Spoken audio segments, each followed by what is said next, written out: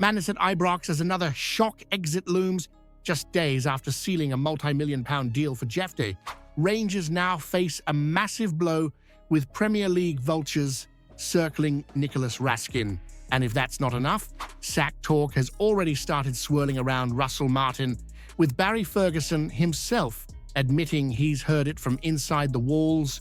But wait, it gets even more chaotic. Rangers have already failed in a £1 million bid for rising goalkeeper Piers Charles. All this while the Brugge showdown looms and transfer deadline panic sets in. Strap in, this isn't just transfer drama, this is Rangers on the brink. It's official then, Rangers are shifting gears and Jefte's exit is all but done. Palmeiras sent their man across the Atlantic, sat down in London and finalised the deal for the young Brazilian fullback.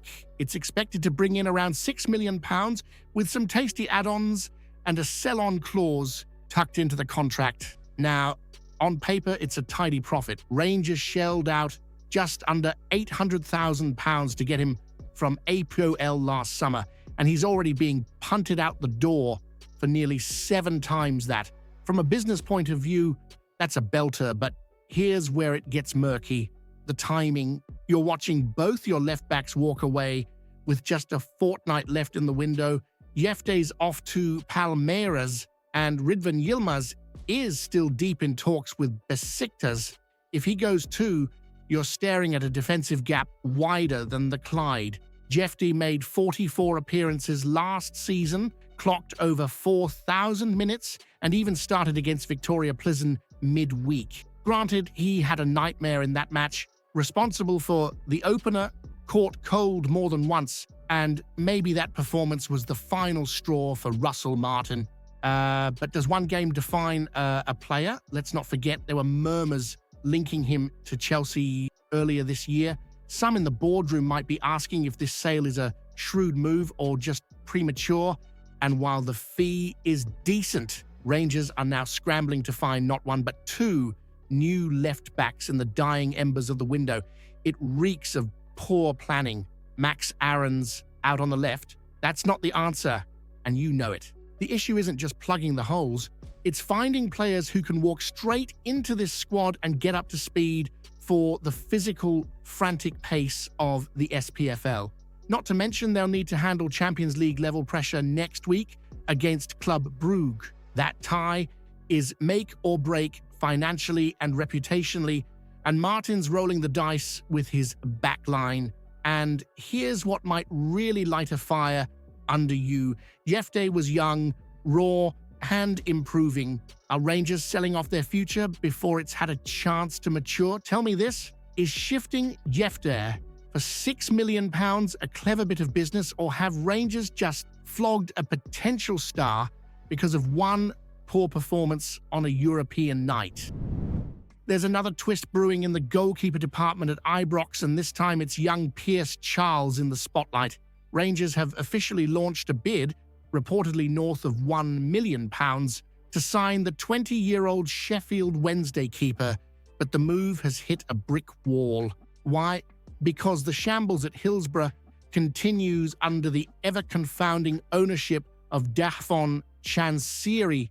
Charles, who's already drawn interest from West Ham and impressed with Northern Ireland, has made just 17 senior appearances, but in that short time, he's shown real promise. Just ask Leicester City.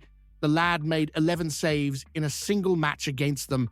That's not a fluke, that's raw talent. The medical side of things, no issues. Dr. Rajpal Brar, who's no stranger to assessing fitness, reckons Charles would pass with flying colours, having never had an injury problem. That's a rarity for any goalkeeper, let alone one still cutting his teeth at professional level. But here's where it gets daft. Rangers and West Ham both table bids, offers that could help Sheffield Wednesday literally pay their players, and Chan Siri doesn't even respond. It's baffled Charles's camp and left everyone wondering what on earth is going on behind the scenes. From Rangers' point of view, it's a classic case of eyes on the future. Jack Butland's the man right now, but you're not naive. You know it's smart to plan ahead. Charles is young, composed with the ball at his feet, and fits Russell Martin's build from the back style. He's also got resale value written all over him. With 10 signings through the door already this summer, Rangers are showing ambition. But after a stuttering start to the league campaign, more reinforcements are needed. And if the club wants to catch Celtic, you can't just sign for the now. You need players who'll grow into the jersey. Charles could be that player if Chansiri ever answers the phone, if Charles is good enough to eventually challenge Butland. Do you think Rangers should cash in on Jack Butland this window while his value's sky high and let the young lad take the reins sooner than expected? This is the kind of story that sends a chill down your spine because, make no mistake, losing Nicolas Raskin this late in the window would be a massive, massive blow for Rangers. The midfield maestro is at the center of a storm, with Premier League clubs sniffing around and rumors swirling that his head might already be turned. You've got former Manchester United scout Mick Brown saying English clubs are tracking him. You've got Leeds United, backed by the very same 49ers group, now involved at Ibrox, lurking in the background. And most worryingly, you've got Russell Martin himself admitting that contact's been made. Now, Raskin's been one of the few consistent shining lights since arriving at Ibrox. While others have fluttered in and out of form, he's grafted every week, bringing a bit of bite, some class on the ball, and that swagger you need in a Rangers engine room. He's not just a starter, he's the heartbeat of that midfield. The club's current stance is firm, £20 million or nothing. But here's the thing. If a huge offer lands on the desk in the final days of the window, do you really trust the board not to blink? Especially if qualification for the Champions League doesn't happen.